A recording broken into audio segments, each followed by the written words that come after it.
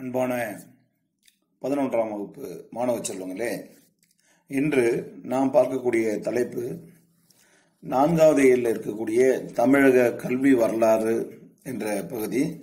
இது பழைய புத்தகம் என்பதால் 5வது இயல் என்று போட்டிருக்கிறது. ஆனால் புதிய புத்தகங்கள் 4வது இயல்.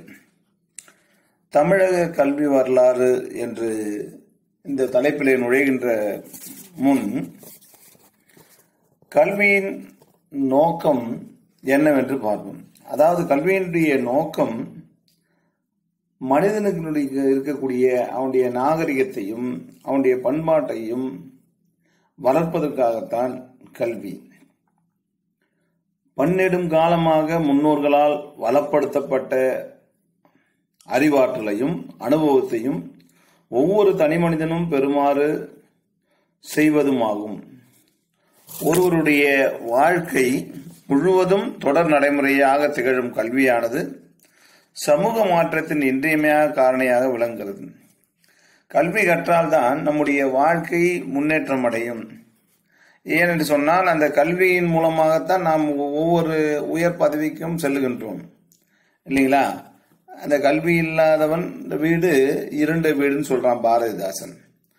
அங்கே அதாவது கல்வி இல்லாத வீட்டில் நல்ல புதல்வர்கள் விளைய மாட்டார்கள் என்று சொல்லுகிறான். கல்வி இல்லாத வீடு கலர்நிலம் போன்றது, அங்கே புல் விளைந்திடலாம், நல்ல புதல்வர்கள் விளைவதில்லை என்று சொல்லுகிறான் பாரதிதாசன். அதனால கல்வி என்பது ஒவ்வொரு குடும்பத்திற்கும் அவசியமான ஒன்று.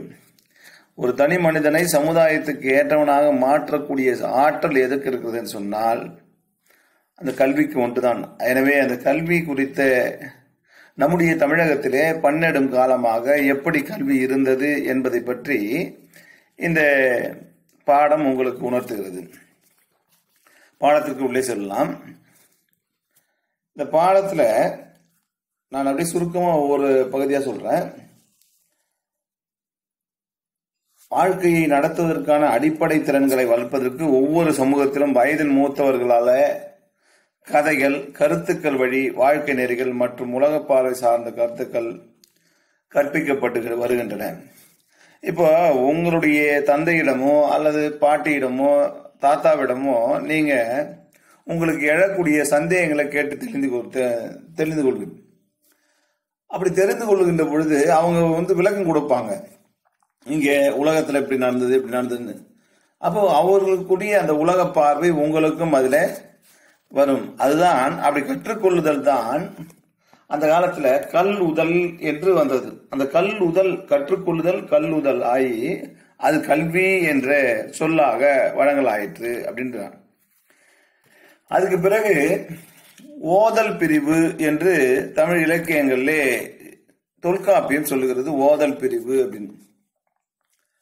அந்த ஓதல் பிரிவு என்ன அப்படின்னு சொன்னா, திருமணம் ஆன பிறகு கூட, அதாவது அந்த காலத்துல சிறு வயதிலேயே திருமணம் நடந்துவிடும். அது கோவலனுக்கு கூட 16 வயதுன்னு சொல்றான் திருமணம் இதுல சிலப்பதிகாரத்துல.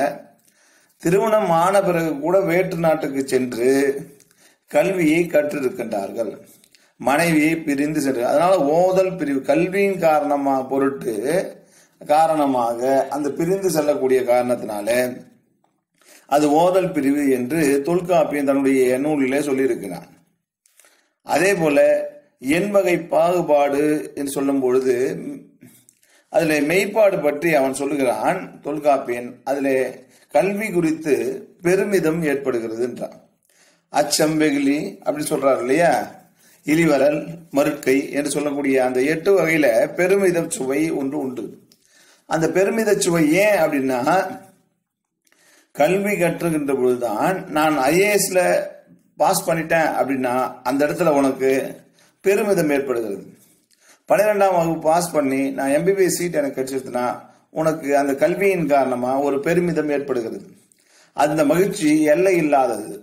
உன்னால அந்த மகிழ்ச்சியை வெளிக்காட்ட முடியும். அவ்வளவு உன் மனதுக்குள்ள அவ்வளவு வெளிக்காட்ட முடியும், இல்லைங்களா? வெளியில வெளிக்காட்டுறதை விட உன் மனது முழுக்க பட்டாம்பூச்சிகளாக மத்தாப்பாக அப்படியே பூத்து குலுங்கி கொண்டிருக்கும் மனம். உனக்கு டாக்டர் சீட் கிடைச்சிருச்சுன்னா அதைத்தான் அவர் கல்வியின் பொருட்டு பெருமிதம் என்று சொல்லுகிறார். தொல்காப்பியம் நன்னூலும் ஆசிரியர்கள் மாணவர்களுக்கான இலக்கணங்களை வகுத்துள்ளன. ஆசிரியர் எப்படி இருக்கணும்? நான் முதல் இயலில் நடத்துகின்ற பொழுது பவனந்தி முனிவர் பற்றி சொல்லும் பொழுதே அவர் அந்த நன்னூல்ல எப்படி ஆசிரியர்கள் எப்படி இருக்கணும், மாணவர்கள் எப்படி பாடம் கற்கணும்ன்றது அந்த 8 வகையா, அது 8+3 11 வகையா சொல்லியிருந்தேன். அதே போல தொல்காப்பியம் சொல்லுகிறது எப்படி உலக வழக்கா இயல்பு வழக்கு என்று சொல்லக்கூடிய மாணவன் எப்படி அமர்ந்து கேட்கணும், எப்படி ஆசிரியர் சொல்லணும், எப்படி ஆசிரியர் நட்பாக்கி கொள்ளணும் என்று தொல்காப்பியர் சொல்லுகிறார். அதனால கல்வியை கற்கின்ற போது எந்த அடிப்படையில கற்கணும்ன்ற செய்திகள் எல்லாம் சொல்லியிருக்காங்க. அதுபோல பாண்டிய ஆரியப்படை கலந்த நெடுஞ்செழியன் என்ற அரசன் புறநானூற்றில் ஒரு பாடு சொல்லியிருக்கிறான். உற்றுழி உதவியும் உருவுருள் கொடுத்தும் பெற்ற நிலை முனியாது கற்றல் நன்றேன்னா. அவ்வை சொல்றா கற்கை நன்றே கற்கை நன்றே பிச்சை புகினும் கற்கை நன்றே என்று சொல்கிறார் அவ்வை. எனவே இந்த கல்வி என்பது ஏதாவது பொருளை கொடுத்தாவது, உற்றுழி உதவி ஏதாவது உதவியாவது, ஒரு பொருள் கொடுத்தாவது பெற்றை நிலை முனியாது, பிச்சை எடுக்காம கல்வியை கற்றுக்கொள்ள வேண்டும் என்று பாண்டிய அந்த ஆரியப்படை கலந்த நெடுஞ்செழியன் சொல்லுகிறான். அதே போல அவ்வை சொல்லுகிறாள் கற்கை நன்றே கற்கை நன்றே பிச்சை புகினும், பிச்சை புகுந்தாவது பிச்சை எடுத்தாவது கல்வியை கத்துக்கோன்ற. அப்படி அந்த காலத்துல கல்வியானது கண்டிப்பா எல்லாரும் படிக்கணும்ன்ற செய்தியை வலியுறுத்தி இருக்குது அந்த புறநானூற்று பாடல். சங்க காலத்துல அந்த குடும்பம், அரசு, சமூகம் என்ற 3 நிலையில சிறப்பினை பெற கல்வி தேவை என்பதை உணர்ந்து கட்டினார். அதில் தான் பாத்தீங்கன்னா புறநானூற்றுல கூட சொல்லுவான், மூத்தவனை வர வர அழைக்காம அந்த மூத்தோன் உள்ளும் அந்த குடும்பத்துல யார் கல்வி கற்றிருக்கிறானோ அவனை அரசன் வா என்று அழைத்து அவனை உயர்ந்த நிலைக்கு கொண்டு போயிருக்கிறான் அப்படின்ற புறநானூறு பாடல் ஒரு பாடல் சொல்லுகிறது. அதே போல சங்ககால தமிழகத்தில் தமிழ் ஆட்சி மொழியாக இருந்திருக்கிறது, பேச்சு மொழியாக இருந்திருக்கிறது, பயிற்று மொழியாக இருந்திருக்கிறது, இலக்கிய மொழியாக இருந்திருக்கிறது, இப்படி வணிக மொழியாக இருந்திருக்கிறது. இப்படி எல்லா வகையிலும் அது தமிழ் இருந்த காரணத்தினாலே அப்போ தமிழகம் மிக சிறந்தோங்கி இருந்திருக்கிறது. அதைத்தான் அங்கே ஆசிரியர் ராசமாணிகனார் சொல்றாரு, ஆட்சி மொழியாகவும் கல்வி மொழியாகவும் மற்றும் சமயம், வணிகம் ஆகிய போன்ற எல்லா துறைகளிலும் பொது மொழியா தம்முடைய தமிழ் மொழி இருந்த காரணத்தினாலே அன்னைக்கு சிறப்பு ஓங்கி இருந்தது என்று ராசமாணிகனார் தன்னுடைய கருத்தை அதில் பதிவிக்கிறார். தமிழகத்தில் அன்று நிலவிய கல்வி முறையில் சிறப்பினை எடுத்துக் கூறுவது சங்கம் என்ற அமைப்பு பலர் கூடி விவாதிக்கும் பாங்குடையது. அதனால்தான் மதுரையில 3 சங்கங்கள் வைத்து நடத்தினார்கள். முச்சங்கம் வைத்து இல்லையா, மதுரை முச்சங்கம் வைத்து முதற் சங்கம், இடைச்சங்கம், கடைச்சங்கம் என்றெல்லாம் சங்கங்கள் வைத்து நடத்தினார்கள். அது மட்டுமல்ல, அங்கே அரங்கூர், அவையம், சமணப்பள்ளி, பௌத்த பள்ளி போன்ற அமைப்புகள் சங்க காலத்தில் சரி, சங்கம் அருவிய காலத்தில் சரி தமிழ் பணியை ஆற்றின. மன்னர் ஆட்சி காலத்தில் போர் பயிற்சிகளை கற்றுக் கொடுக்கக்கூடிய அந்த கல்வியும் ஒரு கல்வியாகவே, அதாவது போர் பயிற்சிகள்னா வில் பயிற்சி, வால் பயிற்சி, வேல் பயிற்சி, அது மட்டுமல்ல குதிரை ஏற்ற பயிற்சி, யானை ஏற்ற பயிற்சி என்று பல்வேறு போர் பயிற்சிகளையும் அந்த கல்வியின் மூலமாகத்தான் கற்றுக் கொடுத்தார்கள். இதுபோல கற்பிக்கும் ஆசிரியர்கள் 3 வகையா சொல்லியிருந்தாங்க. அவங்க யாரு அப்படின்னு சொன்னா, ஒன்று கணக்காயர், ஆசிரியர், குறவர் என்று கற்பிக்கும் ஆசிரியர்கள் 3. அந்த கணக்காயர் யாருன்னா எழுத்து இலக்கியமும் உரிச்சொல்லும் கணக்கும் கற்பிப்பவர்கள். இந்த கணக்காயர்கள் பிற்காலத்தில் ஒவ்வொரு திண்ணை பள்ளிக்கூடங்கள்லயும் இருந்தவங்க, அதாவது கணக்காயர்னா பிற்காலத்தில் 5ஆக விரிக்கப்பட்ட இந்த 3 வகை இலக்கணத்தையும் அவற்றுக்கு எடுத்துக்காட்டான பேரில் கற்பிப்பவர் பேராசிரியர். இந்த ஆசிரியர் வகை. அடுத்தது பாத்தீங்கன்னு சொன்னா உறவர். இவங்க சமய நூல்களை, சைவ சித்தாந்த மன்றம் என்ற மன்றங்களை உருவாக்கி, மடங்களை உருவாக்கி அந்த மடங்களிலே அமர்ந்து கல்வியை கற்றார்கள். எந்த வயதிலும் அவர்கள் கல்வி கற்றார்கள். இந்த காலத்துல சமய நூலும் தத்துவ நூலும் கற்பிப்பவர்கள் அந்த சமய குறவர்கள் என்று சொல்லுவார்கள். அந்த மாணவனுக்கு பாருங்க 3 வகை, சிறுவன், மாணவன், கேட்போன் என்று 3 வகைப்படுத்துறார். கல்வி கற்பிக்கும் இடங்களை இந்த பள்ளி என்ற பெரிய திருமொழியும், ஓதும் பள்ளி என்று திவாகர் நிகண்டும், கல்லூரி என்று சீவக சிந்தாமணி என்றும் இந்த சொற்கள் எல்லாம் எங்கிருந்து பிறகுது பாருங்க. அப்படி தன்னுடைய ஏடுகளிலே அவைகள் எல்லாம் சொல்லியிருக்கின்றன. அதே போல கற்றலுக்கு உதவும் ஏட்டு கற்றைகளை ஏடு, சுவடி, புத்தகம், பணுவல், நூல் என பலர் பெயரிட்டு அழைத்தனர். ஏடுன்னு சொல்றான், சுவடின்னு சொன்னான், புத்தகம் சொன்னான், பணுவல் சொன்னான், அதோட ஒரு புத்தகம், பணுவல், நூல் என பல பெயரிட்டு அழைத்தனர்.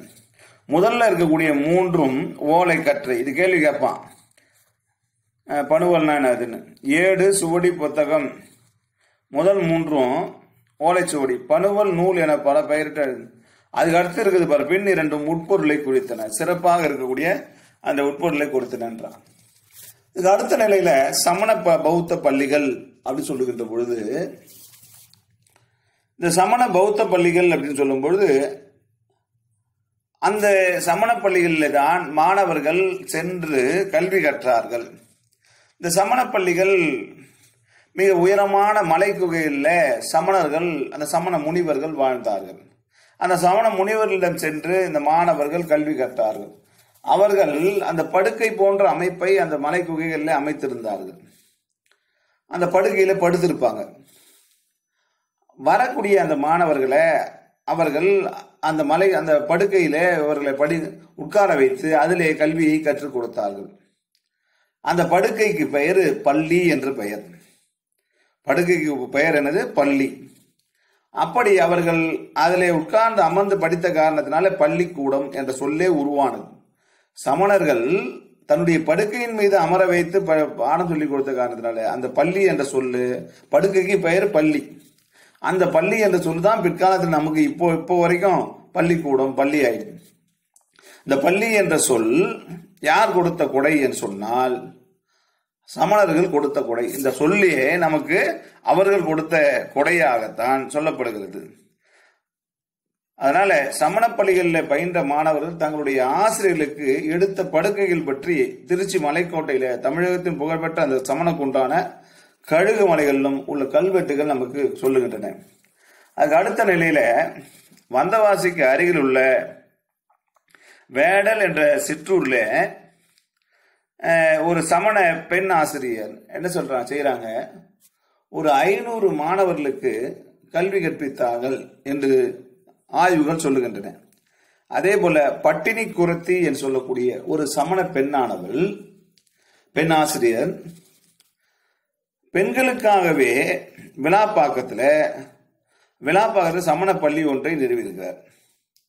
இவை சமண பள்ளிகளில் பெண்களும் ஆசிரியர்களாக இருந்துள்ளனர் என்பதை அந்த காலத்திலேயே பெண்கள் ஆசிரியர்களாக திகழ்ந்திருக்கிறார்கள். சமண முனிவர்களாக இருந்த பெண்கள் ஆசிரியர்களாக திகழ்ந்திருக்கிறார்கள். அதே போல பெண்களுக்கென தனியாக கல்வி கற்பிக்கும் சமண பள்ளிகளும் பெண் பள்ளிகள் இருந்தன. இன்னைக்கு நம்ம மணிமேகலையில பார்க்கிறோம், முரசறைவோன் யானை மீது வருகிறான். அவன் வருகின்ற பொழுது முரசை அறிவிக்கிறான். இந்திர விழா நடக்க போகிறது, 28 நாட்கள் காவிரி பூம்பட்டினத்துல இந்திர விழா நடக்க போகிறது. அதனால இந்த இந்திர விழாவுக்கு என்னென்ன செய்ய வேண்டும் என்பதை அந்த முரசறைவன் அறிவிக்கிறான். அப்படி அறிவிக்கின்ற போது புது மணல், பழைய மணல் எல்லாம் எடுத்துவிட்டு புதிய மணல்களை பரப்புங்கள், வாசலிலே தோரணங்களை கட்டுங்கள், கதலிகை கொடியும் வெற்றிலை கொடியும் கட்டுங்கள், இன்னும் பல விதமான செய்திகளை எல்லாம் சொல்றான். அப்படி சொல்லும் பொழுது ஒரு சொல்றான், ஒட்டிய சமயத்து உருபொருள்வாதிகள் பட்டி மண்டபத்து பாங்கறிந்து ஏறுமேன்னு சொல்றான். அந்த பாடல்ல என்ன சொல்றான்? ஒட்டிய சமயத்து உருபொருள்வாதிகள் பட்டி மண்டபத்து பாங்கறிந்து ஏறுமே. இன்னைக்கு நம்ம பட்டி மண்டபம் என்று சொல்லுகின்றோமே, இந்த பட்டி மண்டபம் இன்னைக்கு பட்டி மன்றம் ஆயிடுச்சு. ஏதாவது ஒரு பண்டிகை நாள் வந்ததுன்னு சொன்னா, விழா நாட்கள், அதாவது தமிழ் வருட பிறப்போ அல்லது பொங்கல் பண்டிகையோ தீபாவளி பண்டிகையோ அல்லது விநாயகர் சதுர்த்தியோ அல்லது சரஸ்வதி பூஜை, எந்த நாளானாலும் பட்டி மண்டபங்கள் இல்லாத தொலைக்காட்சிகளே கிடையாது. எல்லா தொலைக்காட்சியிலும் ஒரு பட்டிமன்றத்தை வைத்து விடுகிறார்கள். அப்ப இந்த அறிவை வளர்ப்பதற்கு, நம்முடைய விவாதத்தை வெளிப்படுத்துவதற்கு அந்த காலத்திலேயே மணிமேகலையிலே இந்த செய்தி சொல்லப்படுகிறது. இந்த சமணர்கள் தான் அதை உருவாக்கி இருக்கிறார்கள். சமயத்துறையில இருக்கக்கூடிய ஆய்ந்து துறை போகியவர்கள் அந்த வாதிடக்கூடிய திறமையை பெற்றிருந்திருக்கிறார்கள் அந்த காலத்திலே. அதே போல தமிழகத்திலே காஞ்சிபுரத்திலே இருந்து புறப்பட்டவன் தான் நீங்கள் சொல்லக்கூடிய சீன நாட்டுக்கு சென்று இங்கிருந்த ஒரு சிறிய மன்னன் தான் சீன தேசத்துக்கு சென்று போதி தர்மர் என்று அந்த குங்ஃபு கலையை கற்றுக் கொடுத்தார். நீங்க அந்த படம் கூட பார்த்திருப்பீங்க, அந்த 7ஆம் அறிவு என்று சொல்லக்கூடிய அந்த படம். அதுல அதே போல இந்த காஞ்சிபுரத்துல இருந்த பல்கலைக்கழகத்துல அந்த பௌத்த பல்கலைக்கழகத்துல யுவான் சுவாங் என்ற சீன பயணி தெரியும் உங்களுக்கு, நாலந்தா பல்கலைக்கழகத்துல கல்வி கற்பதற்காக வந்தார் ஹர்ஷவர்தனர் அவருடைய பீரியட்ல. அப்படிப்பட்ட அந்த யுவான் சுவாங் அந்த காஞ்சிபுரத்தில் அந்த பல்கலைக்கழகத்தை தங்கி சிறப்புரையாற்றிருக்கிறார் என்ற செய்தியும் பௌத்தம் சமணம் தமிழகத்தினுடைய கல்வி வரலாற்றுக்கு சிறந்த துணையாக இருந்தது. அதுக்கு அடுத்தது மரபு வழி கல்வி முறைகள் 2 வரையா சொல்றாம்பா. ஒன்று குருகுல கல்வி முறை, மற்றொன்று திண்ணைப்பள்ளி கல்வி முறை. இந்த குருகுல கல்வி முறை என்பது என்னன்னா, ஆசிரியர் இருக்கிறார் சொன்னா அவர் பேர் உபாத்தியார். அந்த உபாத்தியார் அந்த ஆசிரியருடைய வீட்டுக்கே சென்று மாணவர்களாகிய நீங்கள் என்ன பண்ணணும்னா அவர் கூடயே தங்கிடணும். அவர் வீட்டு துணி துவைச்சு போடணும், அவர் வீட்டை பெருக்கணும், ஒருத்தவன் சமைக்கணும், ஒருத்தவன் ஒட்டடை அடிக்கணும், ஒருத்தவன் தண்ணி கொண்டு வரணும் காத்துலேருந்து. எல்லா விதமான செயல்களையும் அந்த குருவுக்கு நம்ம செய்யணும். அது குரு சிஷ்யன் என்ற இது. இப்போ அவங்க அங்கேயே தங்கியிருந்து படித்த காரணத்தினாலே சிறந்த அறிவாற்றல் உடையவர்களாக திகழ்ந்திருக்கிறார்கள் அந்த குருகுலத்திலே படித்தவர்கள். எல்லாவற்றையும் மனனமாக அப்படியே மனப்பாடமாக ஒப்பிக்கக்கூடிய ஆற்றலை படித்திருக்கிறான். காலையிலே 4 மணிக்கெல்லாம் எழுந்து அவர் ஆற்றிலே குளிர்ந்த நீரிலே குளித்து விட்டு அதுக்கப்புறம் தன்னுடைய கல்வியை ஓதி ஒரு நாள் முழுக்க இப்படி வாதிடக்கூடிய ஆற்றலை வாய்ந்தவர்களாக இருந்திருக்கிறார்கள். இது குருகுல கல்வி முறை. அதுக்கு அடுத்த நிலையில திண்ணை பள்ளிக்கூடங்கள் நிறைய உருவாயின. இது தெற்றி பள்ளிகள் என்று சொல்லுகிறார்கள். இந்த தெற்றி பள்ளிகள் இந்த 19ஆம் நூற்றாண்டினுடைய இடைப்பகுதியில ஒவ்வொரு கிராமங்கள் தோறும் பெருமளவிலே இருந்திருக்கிறது.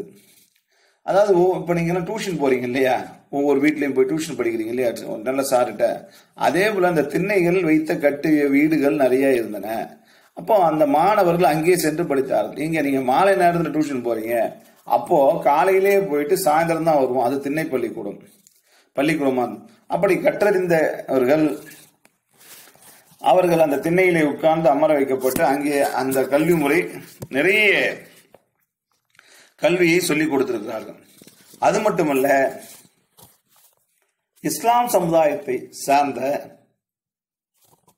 அவர்கள் வசிக்கக்கூடிய பகுதியில அந்த இஸ்லாம் சமயத்தினர் மதராசாக்கள், மக்தாப்புகள் என்று சொல்லக்கூடிய அந்த கல்வி அமைப்புகளை அவர்கள் உருவாக்கி அவர்கள் தங்களுடைய மொழி, அரபு மொழியை, உருது மொழியை சொல்லிக் கொடுத்திருக்கிறார்கள்.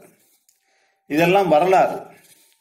இப்படித்தான் அந்த கல்வி முறை அவர்களுக்கு போதிக்கப்பட்டிருக்கிறது. இதையெல்லாம் ஆங்கிலேயன் என்ன செஞ்சா 19ஆம் நூற்றாண்டுல இதெல்லாத்தையும் எடுத்துட்டான். ஆங்கில வழி கல்வியை கொண்டு வரணும் அப்படின்னு சொல்லி இதெல்லாம் நாட்டுப்புற கல்வி என்று சொல்லி அதை எடுத்து விட்டு அதெல்லாம் ஒதுக்குனா இருந்தாலும் அவையெல்லாம் நடந்து கொண்டு தான் இருந்தன. அந்த காலத்துல கிட்டத்தட்ட 12,598 தெற்றி பள்ளிகள் இருந்தன சென்னை மாகாணத்துல மட்டும் என்று சொல்லப்படுகிறது. புரியுதுங்களா? தாமஸ் மன்றோ என்பவர் சொல்றாரு.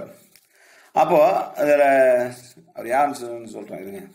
இந்த பள்ளிகளில் பாடத்திட்டம், பள்ளி நேரம், பயிற்றுவிக்கும் முறை ஆகியன யாருடைய விருப்பத்தின் அடிப்படையில் இருந்ததுன்னு சொன்னா அந்த ஆசிரியருடைய விருப்பத்தில் இருந்தது. 10 மணிக்கு வா, சாயந்தரம் 3 மணிக்கு போ, இல்லை வாத்தியார் உடம்பு சரியில்லையா அன்னைக்கு லீவு, 11 மணிக்கு வா, இல்லை காலையில் 9 மணிலாம் வா, அவருக்கு வேலை இருந்ததுன்னா இப்படி அவரவர் விருப்பத்தின் அடிப்படையில் அந்த திண்ணை பள்ளிக்கூடங்கள் இருந்தன.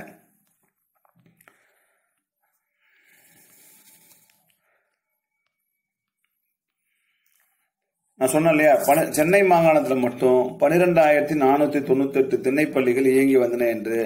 அவற்றின் கல்வித்தரம் எப்படி இருந்து சொன்னா ஐரோப்பாவில் இருக்கக்கூடிய கல்வித்தரத்தை விட நம்மூருடைய கல்வித்தரம் மிக உயர்ந்ததாக அவர்கள் அந்த திண்ணை பள்ளிக்கூடத்தில் கற்றுக் கொடுத்த அந்த பாடங்கள் உயர்ந்த நிலையில இருந்திருக்கிறது. ஏது ஐரோப்பாவை விட.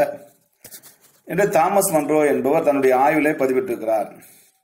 அதுக்கு அடுத்த நிலையில உயர்நிலை கல்வி முறை, இதுதான் நான் சொன்னேன், சமய கூறவர்கள், சைவ சித்தாந்தத்தை படிப்பவர்கள், வைணவ சமயத்தை பற்றி படிப்பவர்கள், இப்படி ஒவ்வொரு பகுதியிலையும் ஒவ்வொரு கோயில்களிலும் திருவாவடுதுறை ஆதீனம், மயிலம் பொம்மபுர ஆதீனம், மதுரை ஆதீனம், திருச்சியில இருக்கக்கூடிய மலைக்கோட்டை, அந்த ஒவ்வொரு கோயில்களிலும் ஒரு ஆதீனங்கள், மடங்கள் இருந்தன. அந்த மடங்கள்லே சமயங்களை போதிக்கக்கூடிய குறவர்கள், ஆசிரியர், பேராசிரியர் பெருமக்கள் இருந்திருக்கிறார். நல்ல கற்று துறை போகிய அற்புதமான பேரறிஞர்கள் இருந்திருக்கிறார்கள். மகா வித்வான் மீனாட்சி சுந்தரம் பிள்ளை அவர்கள், அதனால்தான் அவருக்கு மகா வித்வான். அவரிடத்துல ஊவே சாமிநாத ஐயர், அதாவது ஊவேசா, தமிழ் தாத்தா ஊவேசா என்று சொல்லக்கூடிய அவரு கல்வி கற்றிருக்கின்றார். அதுக்கடுத்து அவருடைய சிஷியன் ஊவேசாவுக்கு, ஊவேசா யார் கல்வி கற்றார்? ஜெகநாத ஐயர். இப்படி பல்வேறு அந்த மாணவ பரம்பரை அப்படி வளர்ந்திருக்கிறது. இது கோயில்களிலே, அந்த மடங்களிலே திருமணமாகி பல ஆண்டுகள் கழித்து கூட, வயது முதிர்ந்த பிறகு கூட அவர்கள் கல்வி கற்றிருக்கின்றார்கள். அதை உயர்கல்வி முறை என்று சொல்லியிருக்கிறார்கள். கணக்காயர் இல்லாத ஊரும் பிணக்கு அறுக்கும், மூத்தோரை இல்லா அவைக்கலனும் பாத்துண்ணும் தன்மை இல்லாளர் அயல் இருப்பும், இம்மூன்றும் நன்மை பயத்தலில். அப்போ கணக்காயர் இல்லாத ஊர் பிணக்கு அறுக்கும், ஊரே இல்லாம விடும். மூத்தோரை இல்லா அவைக்கலனும், யாரு? மூத்தவர்கள். இந்த மீனாட்சி சுந்தர பிள்ளை மயிலாடுதுறை, அங்க இருக்கக்கூடிய திருவாவூரில் இருக்கக்கூடிய புலவர்களிலே தலைமை புலவராக திகழ்ந்திருக்கிறார். அவர் தான் அங்க சொல்லியிருக்கார், உவேசா கல்வி கற்றுக் கொடுத்துருங்க. அடுத்தது பாருங்க, தமிழகத்துல ஐரோப்பியர்களுடைய கல்வி பணி அப்படின்றாங்க. ஐரோப்பியர்கள் 1600களிலே வந்தார்கள். அதுக்கு முன்னால அந்த 1453 ஆண்டின் தொடக்கத்தில் ஜெர்மனி நாட்டவரான சான் குட்டன்பர்க் என்று சொல்லக்கூடியவர் அச்சு இயந்திரத்தை நம்ம ஊருக்கு இறக்குறாங்க. ஏன் அப்படி சொன்னா, தங்களுடைய மத பிரச்சாரத்தை துவக்குவதற்காக அவர்கள் அந்த அச்சு இயந்திரத்தை 1706 டச்சுக்காரர்கள் சமய பரப்பு சங்கம், அதாவது மத பிரச்சாரத்தை, தம்முடைய சமயத்தை பிரச்சாரம் செய்வதற்காக தமிழகத்தில் முதலாக கல்வி பணியில ஈடுபட்டார்கள். தரங்கம்பாடியில முதல்ல ஒரு அச்சுக்கூடத்தை ஏற்படுத்தி மாணவர்களுக்கு தேவையான புத்தகங்களை அவங்க தான் அடிக்கிறாங்க. இப்ப அதுலதான் பழைய ஏற்பாடு, புதிய ஏற்பாடு என்று விவிலிய உரையெல்லாம் வருது இல்லைங்களா. இந்த பழைய ஏற்பாடுலாம் அப்ப உருவான இந்த இதுதான். இந்தியாவிலே முதல்ல அச்சேறிய மொழி தமிழ் தான். புரியுதுங்களா? நம்ம பெருமை கொள்ளணும். முதலா அச்சு இயந்திரத்துல எந்த மொழி ஏறுச்சுன்னு சொன்னா அது நம்முடைய தமிழ் மொழி. ஏன்னா அந்த அளவுக்கு நம்ம தமிழ் மொழியானது முதன்மை பெற்றது. எல்லா மொழிக்கும் முதன்மையாக திகழ்ந்தால் அது முதலா அச்சு ஏறியது. டச்சுக்காரர்கள் அறப்பள்ளிகளை நிறுவியதோடு ஆசிரியர் பயிற்சி பள்ளிகளையும், இந்த மாண்டிசேரின்னு சொல்றோம் இல்லையா, அந்த பள்ளிக்கூடங்கள் இருந்தாங்க. 1813 சாசன சட்டப்படி லண்டன் பாராளுமன்றம் நம்முடைய இந்தியாவில் இருக்கக்கூடிய கல்விக்கூடங்களுடைய வளர்ச்சிக்காக, கல்விக்காக 1,00,000 ரூபாய் அந்த காலத்திலேயே ஒதுக்கி இருக்கிறது. அக்காலத்தில் இந்தியாவிலே தாய்நாட்டு இலக்கியங்களை, கீழே தேசத்து கலைகளையும் பயிற்றுவிக்க வேண்டும் என்ற எண்ணம் நம்முடைய மக்களிடத்தில் இருந்தது. அதனால அவளை கீழே தேசத்துவாதிகள் என்று சொன்னார்கள்.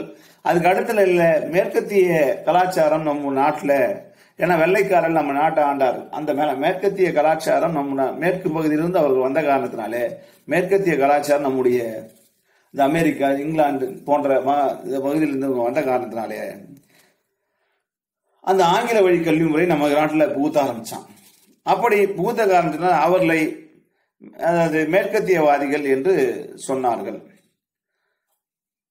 இக்கருத்து வேறுபாடுகளை தீர்ப்பதற்காக மெக்காலே என்பவர் ஒரு கல்வி குழுவை உருவாக்கி அந்த கல்வியை உருவாக்குகிறார்.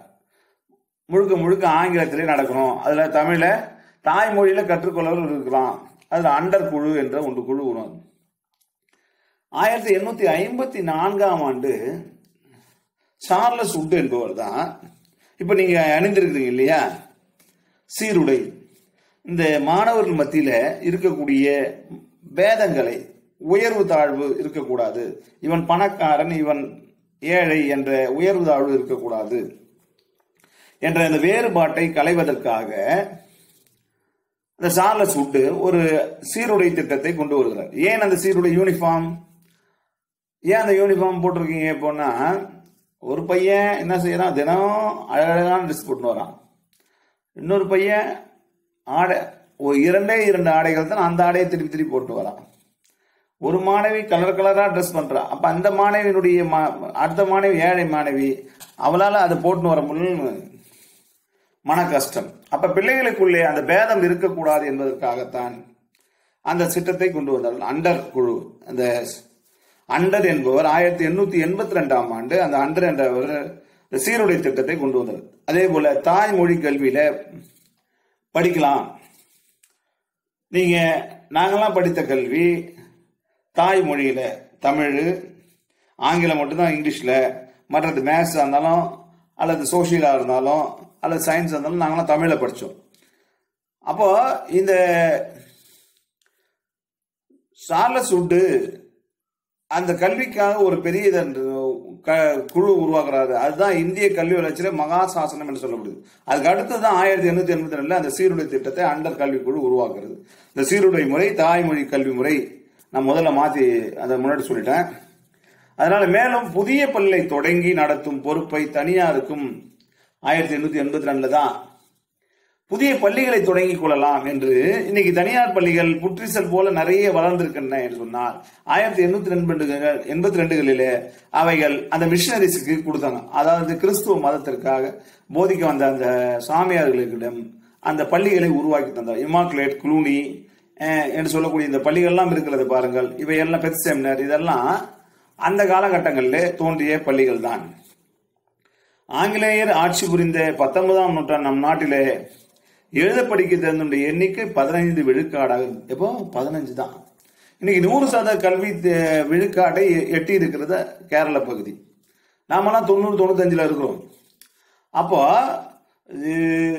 100% எட்டி இருக்கக்கூடிய அந்த கேரளா ஒரு காலத்துல 15 விழுக்காடாக இருந்திருக்கிறது சொன்னால், இன்னைக்கு அதுல பின்னால வந்த தலைவர்கள் காமராசர் மதிய உணவு திட்டத்தை கொண்டு வந்து கொடுத்து இந்த பள்ளிக்கூடத்துக்கே போகாம இந்த பசங்களை படிக்க வைக்கணும்பா அப்படின்றதுக்காக இவங்களுக்கு ஏன் அவர் கல்வி கண் கொடுத்த தந்தை என்று சொல்லுகின்றோம் இல்லையா, கர்ம வீரர் காமராசர். அப்ப இந்த பிள்ளைகளை எப்படியாவது படிக்க வைக்கணும். சோறு போட்டா படிக்க வருவான்டா.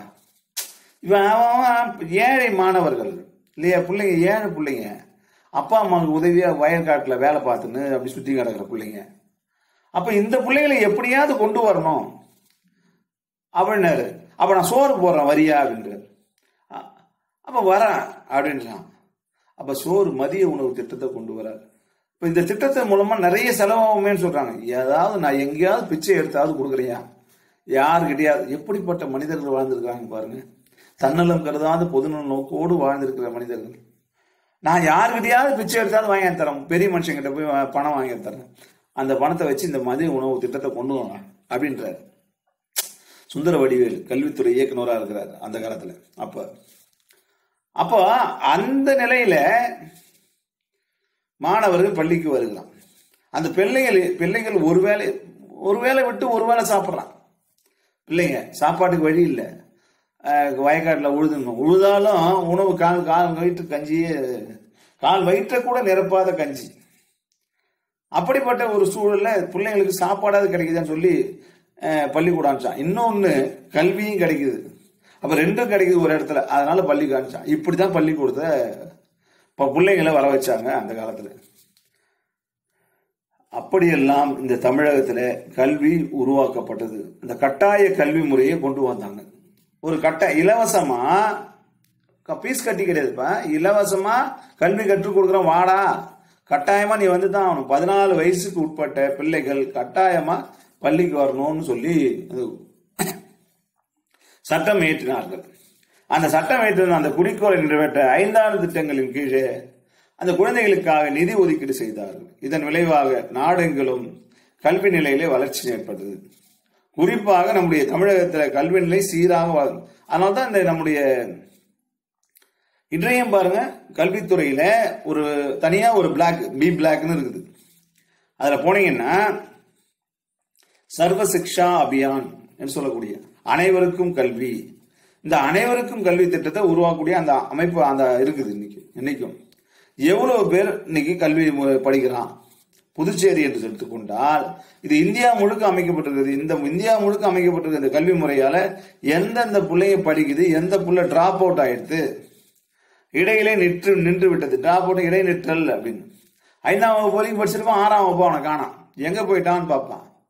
அவன் வேற பள்ளியில படிப்பான், வேற பள்ளியில படிக்கிறானான்றத நம்முடைய கல்வித்துறை நோட் பண்ணுது. ஏன்னா அதனாலதான் டிசி நீ போய் அங்கதான் போய் கவுண்டர் சைன் வாங்கணும், கல்வித்துறையில போய் வாங்கணும். இங்க டிசி வாங்கினாலும் அங்க போய் கவுண்டர் சைன் வாங்கணும். அப்ப அவன் எந்த ஸ்கூலுக்கு போறான்றது அவன் கவுண்டர் சைன் போட்டு அந்த ஸ்கூலுக்கு போவான். அப்பதான் இது ஏறும், அந்த ஆய்வு ஏட்டுல ஏறும். ஒவ்வொன்றையும் குறிச்சு வச்சிருக்காங்க, எந்த பையன் எங்க படிக்கிறான், எங்க இருந்து எங்க போறான் அப்படின்றது. அப்போதான் நாடு முழுக்க கல்வியானது எந்த அளவுக்கு உயர்ந்திருக்கிறது நம்ம சர்வே எடுக்க முடியும், கணக்கு எடுக்க முடியும். இப்படி கல்வியானது சீராக நம்முடைய நாட்டில் வளர தொடங்கியது. அரசு வளர்ந்து வரும் காலத்துக்கு ஏற்ற கல்வி முறையில இன்னைக்கு மாற்றம் ஏற்றம் இருக்குது. அப்படி இருந்த இந்த கல்வி முறை இந்த கொரோனா என்று சொல்லக்கூடிய இந்த காலகட்டத்தில் வீட்டில் அமர்ந்து கொண்டே நீங்கள் கல்வி கற்கக்கூடிய ஒரு வசதியை பெற்றிருக்கிறார்கள். ஆன்லைன் வகுப்பு மூலமாக இன்னைக்கு பாடம் ஆசிரியர்கள் வகுப்பறையில எடுத்த காலம் போய் வீட்டிலே அமர்ந்து கொண்டு ஆசிரியர் எடுக்கிறார், மாணவர்கள் வீட்டிலே அமர்ந்து கொண்டு நீங்க உங்க வீட்டில் உட்கார்ந்து கொண்டு பார்த்து கொண்டிருக்கிறீர்கள். அப்படிப்பட்ட இன்னைக்கு கல்வி முறையில பெரும் மாற்றம் ஏற்பட்டிருக்கிறது. அதனால கால வளர்ச்சிக்கு ஏற்ப கல்வி முறையும் மாறிக்கொண்டே இருக்கிறது. கல்வியானது இன்னைக்கு இருக்க எளிமையாகிக் கொண்டிருக்கிறது. அந்த எளிமையாக கொண்டிருக்கக்கூடிய இந்த கல்வியை நீங்கள் ஆதாரமாக பற்றி கொண்டு மேலும் மேலும் கற்க வேண்டும் என்பதற்காகத்தான் அப்படியெல்லாம் இருந்த கல்வி முறை இன்று எளிமையா உன் கைக்கே வந்து விட்டது.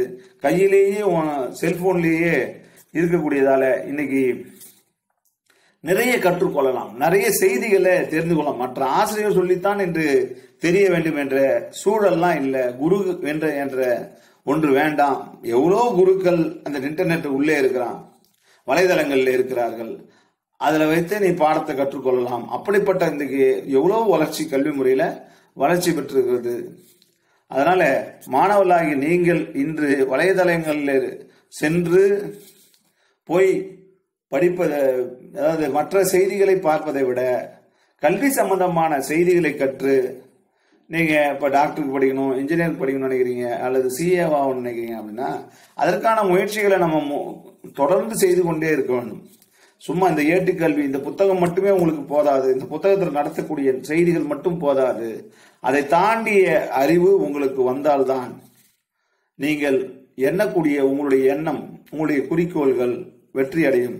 அதனால குருகுல கல்வி முறை, திண்ணைப்பள்ளி, கல்வி நிலையம் என்னும் பல்வேறு பரிமாணங்களை கண்ட நாம் இன்று ஆன்லைன் வகுப்பு, வலைதள வகுப்புக்கு, இணையதள வகுப்புக்கு சென்றிருக்கிறோம்.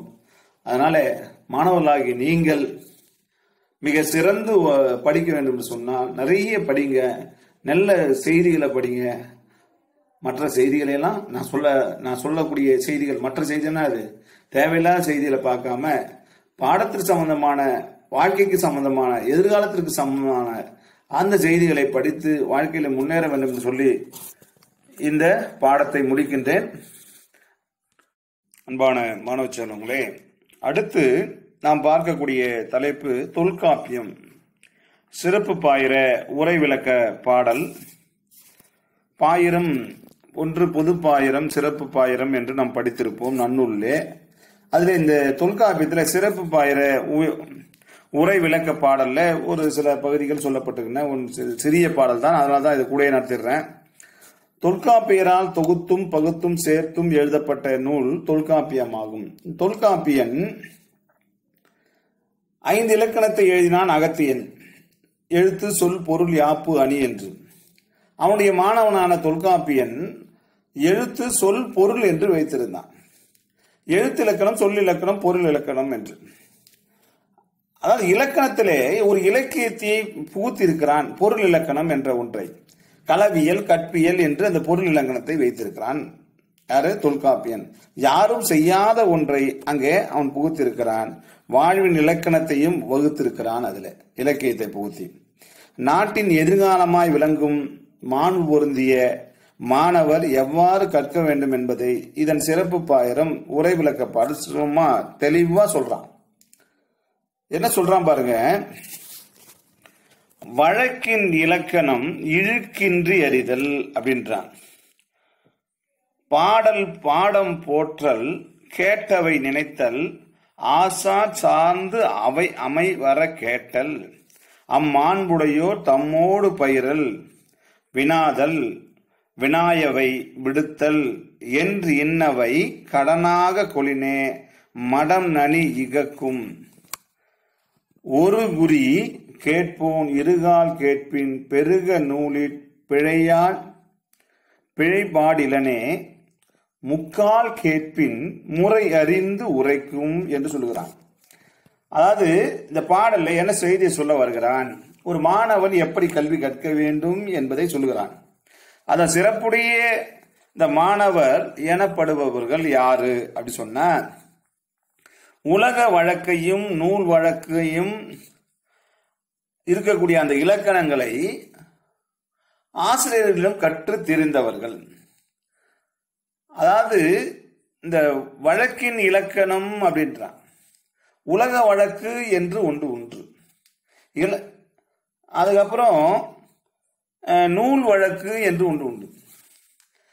அதாவது உலகத்துல பேசக்கூடியவர்கள் அது ஒரு இலக்கணம், சாதாரணமா இலக்கண முறையின்றி பேசுவார்கள். அது இலக்கண முறையின்றி பேசுவது வழுன்னு சொல்றான்.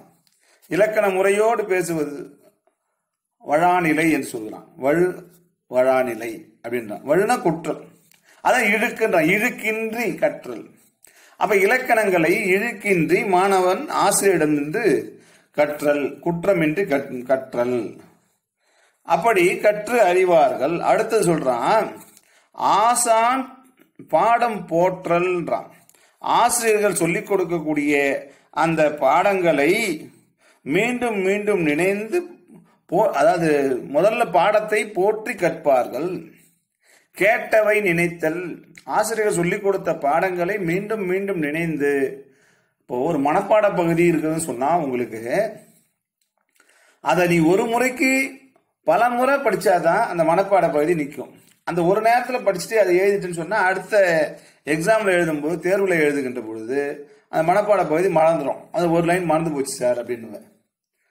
அப்ப ஏன் சொன்னா நம்ம படித்ததை மீண்டும் மீண்டும் நினைந்து பார்த்து நம்ம சொல்லி பார்க்கணும். சும்மா நான் சின்ன வயசுல கடைக்கு ஓடும் பொழுது எங்க அம்மா சொல்லியிருப்பாங்க, பச்சை மிளகாய் வாங்கியா, பொட்டுக்கடலை வாங்கியா, தேங்காய் பத்தை வாங்கியா அப்படின்னு. இதெல்லாம் சொல்லிக்கினே ஓடுவேன். அதே போல பாடம் படிக்கும்போது அந்த பாடல மனப்பாட பகுதியை சீட்ல எழுதி வச்சுட்டு அதை சொல்லிக்கிட்டே ஓடுவேன், படிச்சுக்கினே ஓடுவேன். அந்த சிறு வயதுல அந்த மாதிரி படித்தோம். இன்னைக்கு நம்ம அப்படிலாம் படிக்கிறதே கிடையாது. அப்போ மனநமா நிறைய செய்திகளை, நிறைய மனப்பாட பகுதியில் நிறைய பாட்டை அப்படி மெமரி பண்ணோம். இன்னைக்கு அதனால தான் அந்த பாடெல்லாம் மெமரி ஆகுது. இப்போ இன்னைக்கு வயதானதால ஒரு சில இதெல்லாம் ஞாபகம் வரமாட்டேங்குது. இருந்தாலும் நாம படித்த பாடங்களை போற்றி கற்க வேண்டும். அது சும்மா இதான அலட்சியமா இருக்கக்கூடாது, அதை உன்னிப்பா கற்கணும். அப்படி கற்கின்ற பொழுது அந்த பாடத்தை அதாவது மீண்டும் மீண்டும் நினைத்து பார்க்கணுன்றான். அதுக்கு அடுத்தது ஆசான் துணை கொண்டு சார்ந்தவை அமைவரை கற்றல்ன்றான். அதுக்கப்புறம் அந்த மாணவர் எப்படி செய்யணும்? ஆசான்னா யாரு? ஆசிரியர் துணை கொண்டு என்னென்ன பிழை இருக்கிறதோ அதெல்லாம், எதெல்லாம் டவுட் இருக்குதோ அந்த டவுட்டை, இப்போ டவுட் கிளியரிங் கிளாஸ் அப்படின்றோம் இல்லையா? அப்போ அந்த உன்னுடைய சந்தேகங்களை எல்லாம் நிவர்த்தி செய்து கொள்ள வேண்டும். அதுக்கு அடுத்து சொல்றோம், சார்ந்து அவை அமைவரை அம்மாண்புடையோர் தம்மோடு பயிரல். அது மட்டும் இல்ல, ஆசிரியர் போன்ற சிறந்த மாணவர்களோடு நம்ம தொடர்பு வைத்துக் கொள்ள வேண்டும். ஆசிரியர் போல இருக்கக்கூடிய அந்த மாணவர்களை, உன்னுடைய அண்ணன் உன் சீனியராகிறான்னு வச்சுங்களேன், அவன் நல்ல அறிவு உள்ளவனாகிறான், அவனை நட்பு கொள்ள வேண்டும். அப்படி நட்பு கொண்டு அந்த அதுதான் அந்த மாண்புடையவர்கள்ன்றார். அவன் நமக்கு இருக்கக்கூடிய சந்தேகங்களை எல்லாம் அந்த மாணவனுடைய அந்த ஆசிரியர் போன்ற உயர் சிந்தனையுடைய அந்த மாணவர்களோடு நீ நட்பு கொண்டு உன்னுடைய ஐயங்களை எல்லாம், சந்தேகங்களை எல்லாம் போக்கிக் கொள்ள வேண்டும். அதுக்கப்புறம் அவங்க கூட கலந்துரையாடி பயிற்சி பெற வேண்டும். தங்களது ஐயங்களை ஆசிரியரிடம் வினவி தெளிவுறுவர். அம்மாண்புடையோர் தம்மோடு பயிரல் வினாதல், அவங்ககிட்ட கேட்டு தெரிஞ்சுக்கணும். அதுக்கப்புறம் வினாயவை விடுத்தல். தங்களது ஐயங்களை ஆசிரியரிடம் வினவி தெளிவுறுவர். அவ்வாறு தெளிவுற்ற கருத்துக்களை பிறருக்கு உணர்த்தி தெளிவடைய செய்வர். அப்ப மாணவன் எப்படி இருந்திருக்கான்? தான் கற்ற கல்வியை ஆசிரியரிடமிருந்து அந்த கல்வியை தெளிவுற கற்றுக்கொண்டிருக்கிறான். கற்றுக்கொண்ட பிறகு அவன் வேறொரு இடத்துல கல்வியை சொல்லிக் கொடுக்கிறான். அவர்களுக்கு தெளிவாக புகுத்துறான். அதனால தான் ஒரு மாணவனாகி நீ ஏன் இன்னைக்கு தெளிவாக கற்றுக்கொள். எதனால நான் கேட்கும் போது கூட இது உனக்கு புரிஞ்சுதா? ஏன்னு சொன்னா நீ இன்னொரு மாணவனுக்கு சொல்லிக் கொடுக்கும் பொழுது நீ தெளிவாக இருக்க வேண்டும். ஒரு புணர்ச்சி விதியோ ஒரு பகுபத உறுப்பிலக்கணத்தையோ ஒரு அலகிட்டு வாய்ப்பாடையோ நீ படிக்கிறேன்னு சொன்னா அடுத்த மாணவர்களுக்கு சொல்றேன்னு சொன்னா அதுல நீ தெளிவு பெற வேண்டும். நீ தெளிவு பெற்றிருந்தால் தான் அடுத்த மாணவர் சொல்லித்தர முடியும். நீ அடுத்த மாணவர்களுக்கு சொல்லிக் கொடுப்பதற்கு வேண்டும் என்பதற்காக அந்த அளவுக்கு நீ படிக்கணும். நீ அதை தெளிவாக கற்றுக்கொள்ள வேண்டும். அப்படி தங்களது ஐயங்களை ஆசிரியரிடம் வினவி தெளிவுறுவர். அதான் சொல்றான், எவ்வாறு தெளிவுற்ற கருத்துக்களை பிறருக்கு உணர்த்தி தெளிவடைய செய்வர்.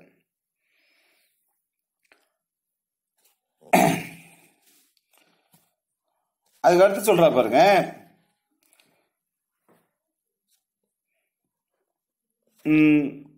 எங்க நடத்துறேன், வினாதல் வினாயவை விடுத்தல் என்றினவை கடனா கொலினே மடனி இருக்கும்.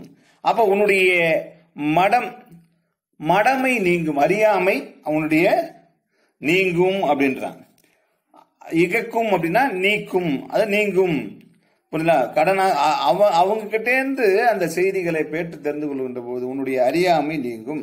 அது மட்டும் இல்ல, ஒரு குறி கேட்போன் இருகாட் கேட்பீர் பெருக நூலிற் பிழைபாடிலனே.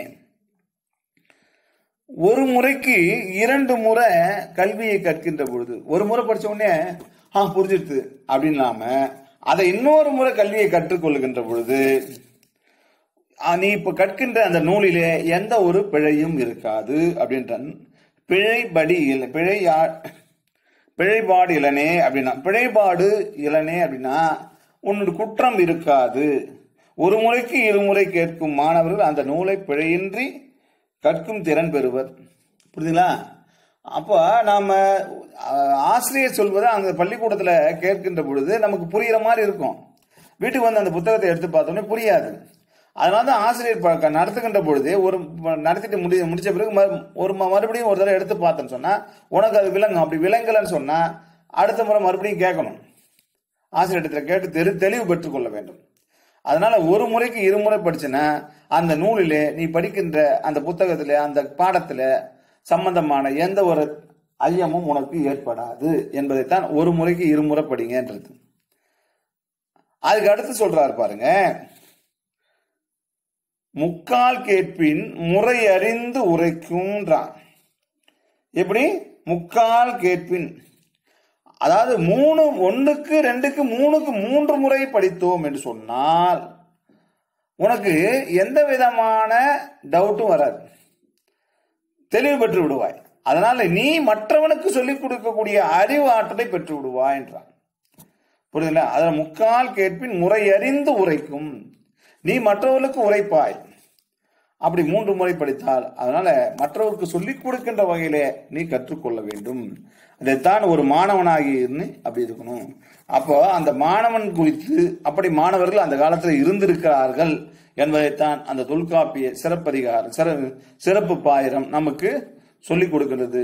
நன்றி மாணவர்களே. இத்தோடு ஒரு பாடமும் ஒரு தொல்காப்பியும் நடத்திருக்கிறேன். தமிழக கல்வி வரலாறும் தொல்காப்பியம் நடத்திருக்கிறேன். இதோடு இந்த பாடம் முடிந்தது. நீங்க இந்த லிங்க்ல இருக்கிற எதாவது படிச்சீங்க. அதுக்கப்புறம் ஆன்லைன்ல வேற நடத்துறேன். நன்றி மாணவர்களே.